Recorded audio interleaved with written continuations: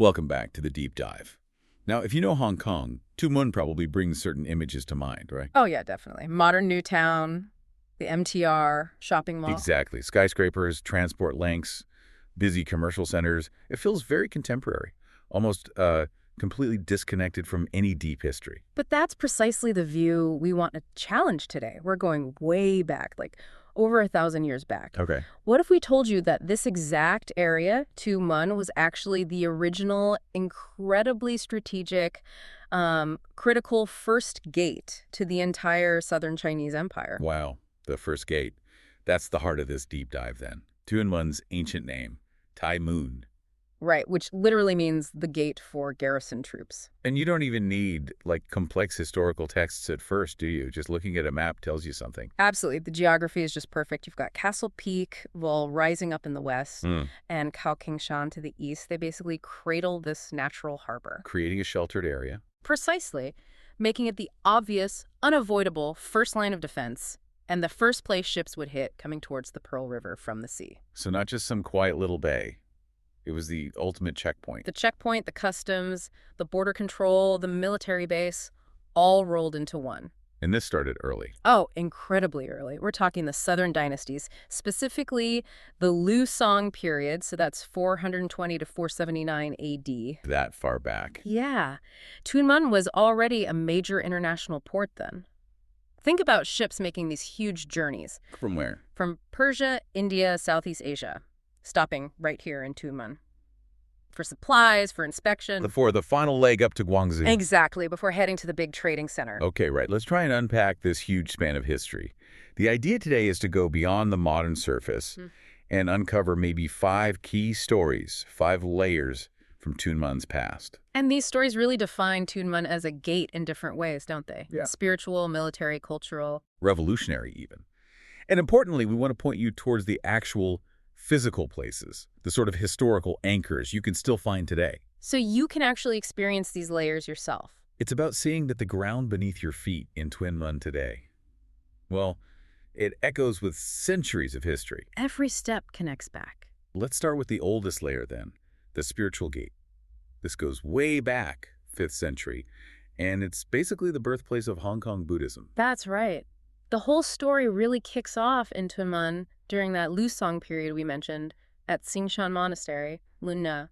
Ground zero for the faith in Hong Kong. Pretty much. And the founding legend is just, it's fantastic. It's all about the cup-crossing Chan master. Right, the monk with the giant cup. Exactly. The accounts describe him carrying this enormous wooden cup big enough to sit in. And he used it to cross water. That's the legend. He'd just float across rivers or the sea in this massive cup.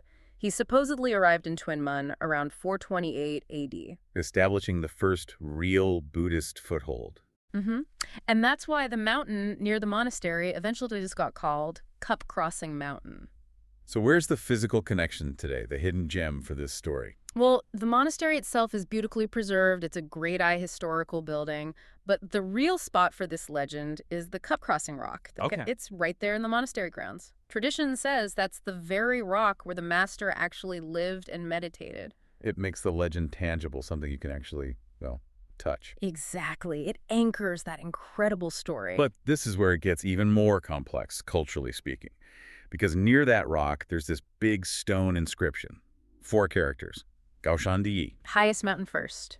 And sources suggest this was written by Han Yu. The Han Yu, the famous Tang dynasty scholar. That's the one. Now, for anyone listening who might not know, Han Yu wasn't just a literary giant. He was probably the most famous, staunch Confucian of his time. And famously anti-Buddhist, wasn't he? Vehemently so. He saw Buddhism as this foreign, sort of corrosive influence on proper Chinese culture. He actively argued against it. So wait. You have the alleged calligraphy of maybe Buddhism's biggest Confucian critic. Right there. Preserved right at the birthplace of Hong Kong Buddhism. That seems contradictory. It does, but it tells you something really profound about life out here on the southern frontier. How so? Well, back in the Central Heartlands, you might have had these fierce ideological battles, Confucianism versus Buddhism. Sure.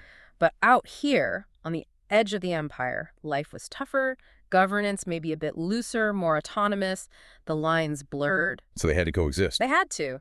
Confucianism, Buddhism, Taoism.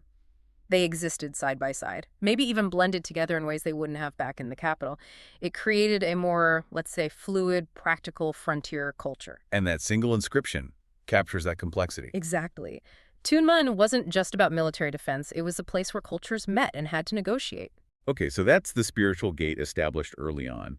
What about the military and economic side during those peak periods, like the Tang and Song dynasties? Right. That brings us to the defense and trade gate. This is when the name Tuen Mun really takes hold. Meaning gate for troops. Precisely. They set up permanent imperial garrisons here specifically for sea defense, not just against pirates, though that was part of it. Critically, it was about regulating the Maritime Silk Road. So ships couldn't just sail past. It was a mandatory stop. It was the crucial choke point. If you were a merchant ship heading for the riches of Guangzhou, You had to stop in Tuen Mun. you had to, for inspection, for taxes, for resupply. It was the customs house, basically, controlling who got into the Pearl River estuary. And we have solid proof of this activity, not just texts. Oh yes, substantial archaeological proof. Sources mention discoveries of Tang Dynasty kiln remains, Okay. and Celadon porcelain found at coastal spots like Sealam and Lingkutan. And even older stuff. Even older.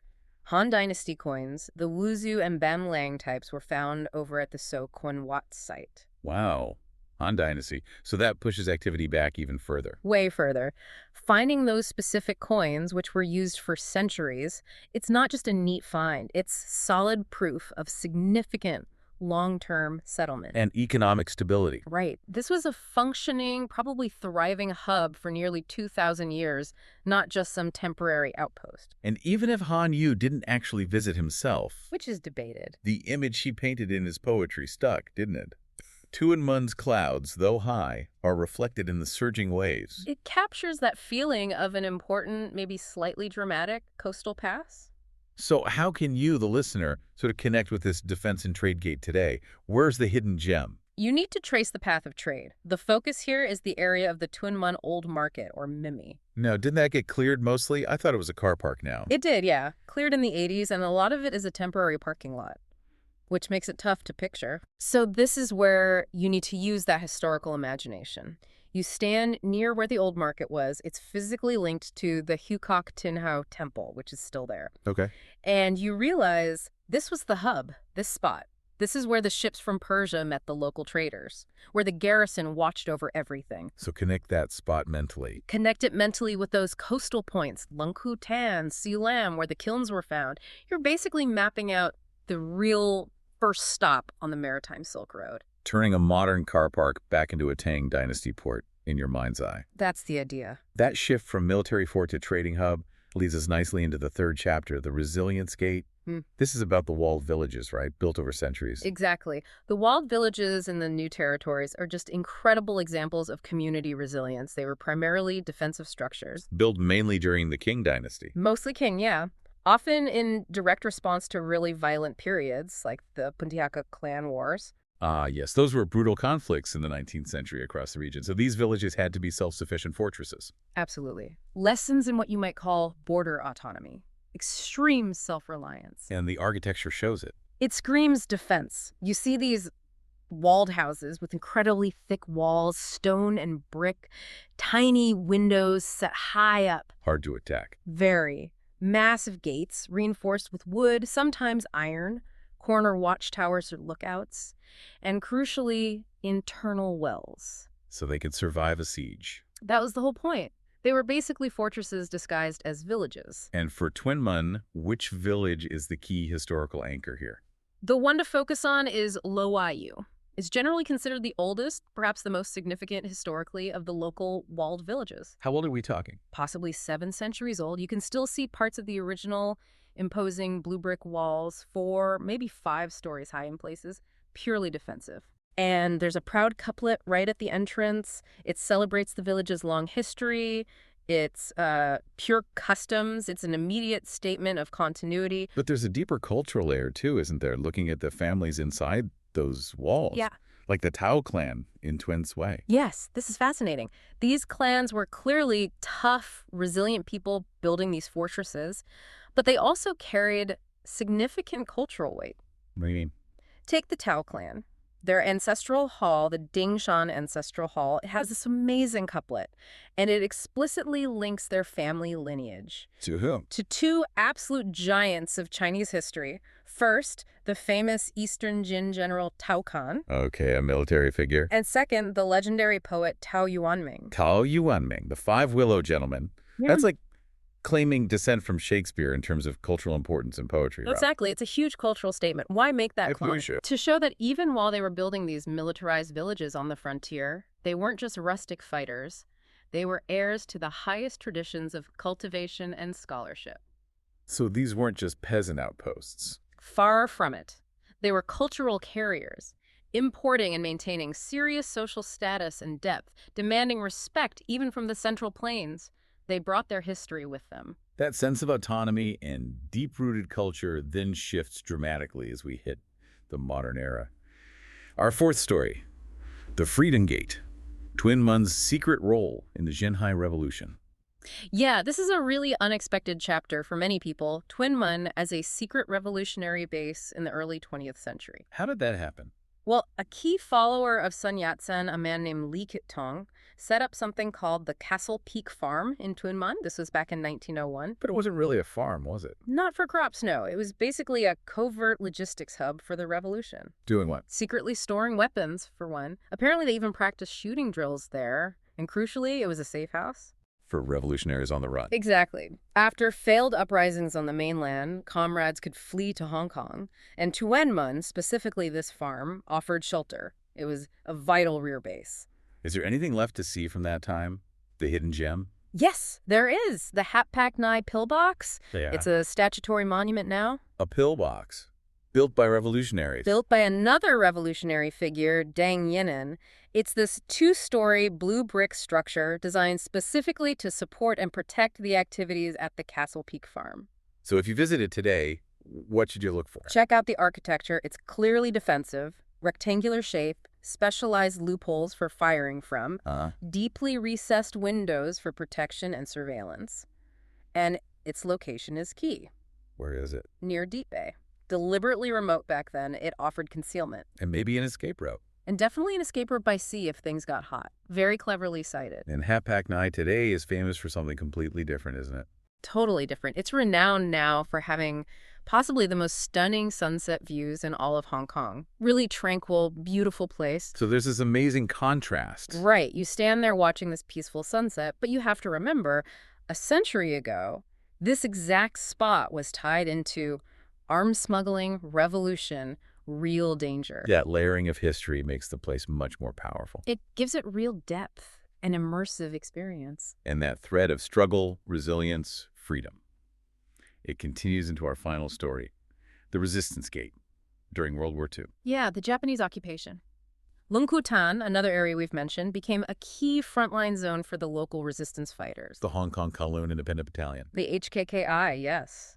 And the local villagers had this really strong patriotic tradition. They weren't just passive bystanders, they were active participants in resisting the occupation. And these were local people. Absolutely. Figures like Lu Fajai, a Tuen Mun local who was actually one of the 115 official martyrs of the HKKI. It really drives home that people in the New Territories West were deeply involved in modern Chinese history, in the resistance. Where's the best place to connect with this WWII history? The Lungkutan Lookout and Memorial Monument. Why there? Because the high vantage point is crucial, it gives you the spatial context. You can look out over the whole area, the sandbanks, the nearby islands. And visualize the fighting. Exactly. You can see how the guerrillas would have used that rugged terrain for observation, for moving supplies, for engaging the enemy. It brings the landscape of resistance to life. So if we pull back and look at this whole millennium, there's a consistent thread of Tuen Mun being strategically important militarily. Absolutely. You can draw a straight, unbroken line. Think about it. From Right. the Tang Dynasty garrison, the Tuen Mun troops controlling trade and coastal defense, Right. all the way through centuries of facing pirates, clan wars, and then right up to the WWII guerrillas using the same hills and shores to fight for freedom. It never lost that status. It consistently remained a vital military pass. The Chinese word is guanai, throughout its entire recorded history. Its strategic value endured. So pulling these 5 stories together then, Tuen Mun wasn't just a place that happened to become a city. It was built layer upon layer as, well, first the religious gate, where Hong Kong Buddhism began. Then the defense gate, guarding the Maritime Silk Road. Then the resilience gate, shown by those incredible, culturally rich, walled villages. And finally, the Freedom Gate, this unexpected haven for revolution and then resistance in modern times. It paints a much richer picture. And the real significance, I think, of digging into Tuen Mun's story like this, it fundamentally challenges that very common Hong Kong narrative. The one focused mainly on Victoria Harbor and the colonial period after 1841. Exactly. Tuen Mun proves that the Western New Territories wasn't some historical backwater waiting for the British. It was actually a historical starting point for major regional events, cultural, religious, political, centuries earlier. Okay, so a final thought for you, the listener, to take away. Imagine creating your own 1,000-year Tuen Mun walking trail. Ooh, I like that. You could physically connect these historical anchors we've talked about. Maybe start where Hong Kong Buddhism started, the 5th century Tsing Shan Monastery. Then walk through the 700-year-old walls of Lo Wai. And maybe end your day watching that famous sunset from the 20th century revolutionary Hap Pak Nai pillbox. Experiencing the layers directly. Exactly. So next time you find yourself in Tuen Mun, don't just ask where you are. Ask yourself, what millennium are you walking in?